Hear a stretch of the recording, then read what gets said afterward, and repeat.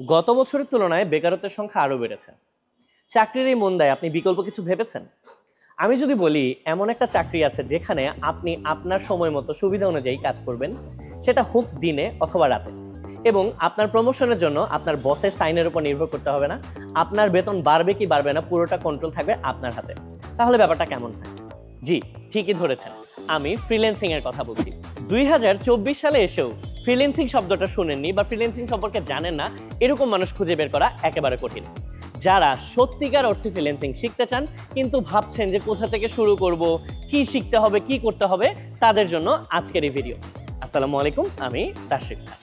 Freelancing হচ্ছে একটি মুক্ত পেশা, একটি স্বাধীন পেশা। আমি উদাহরণস্বরূপ যদি বলতে চাই, কথার কথা আপনি কোনো একটা প্রতিষ্ঠান থেকে হয়তো ভিডিও এডিটিং শিখেছেন এবং এখন যে ভিডিওটা এডিট হচ্ছে সেটা আপনি দিনাজপুরে বসে বা রাজশাহীতে বসে বা বরিশালে বসে সকালে অথবা রাতে আপনি এডিটিং করলেন, আপনার কাজটা আমাকে পাঠালেন, আমার পছন্দ হলো এবং সেজন্য আমি আপনাকে অর্থ প্রদান করলাম।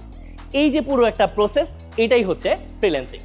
ফ্রিল্যান্সিং করে যদি আপনি অর্থ উপার্জন করতেই চান তাহলে শুরুতেই যা যা শিখতে পারেন তার কিছু সহজ এবং জনপ্রিয় উদাহরণ এখন আমি আপনাদেরকে দিচ্ছি। প্রথমেই বলবো photo editing, video editing, graphics designing, web designing, web developing, SEO. মাত্র ভিডিওতে যে কাজটা আপনারা দেখলেন এটা কিন্তু ভিএফএক্স এর কাজ, যে কাজটা আপনারা ফ্রিল্যান্সিং শেখার মাধ্যমেই রপ্ত করতে পারবেন। আমার মতে ছাত্রদের জন্য ফ্রিল্যান্সিং শেখাটা সবচেয়ে বেশি ইফেক্টিভ হবে, কারণ ছাত্রাবস্থায় যদি আপনি কোনো একটা স্কিল অর্জন করে সেখান থেকে উপার্জন করতে পারেন, আপনি যেরকম স্বাবলম্বী হয়ে গেলেন, ঠিক একইভাবে আপনার ভবিষ্যৎ ক্যারিয়ারের জন্য কিন্তু স্ট্রং একটা ভিত্তি স্থাপন হয়ে গেল। আমি এরকম উদাহরণ দেখেছি, অনেক চাকরিজীবী আছেন যারা চাকরির পাশাপাশি ফ্রিল্যান্সিং করে বাড়তি উপার্জন করছেন। হয়তো তিনি 9টা 5টা চাকরি করছেন, অবসর সময়ে ফ্রিল্যান্সিং করে একটা বাড়তি উপার্জনের ব্যবস্থা করে ফেলেছেন। ফ্রিল্যান্সিং শেখার কিন্তু অসংখ্য মাধ্যম রয়েছে, যেমন কেউ হয়তো তার কোনো ফ্রিল্যান্সার বন্ধুর থেকে শিখছে, কেউ বড় ভাই থেকে শিখছে, কেউ অনলাইন থেকে শিখছে, আবার কেউ ইউটিউব থেকে শিখছে।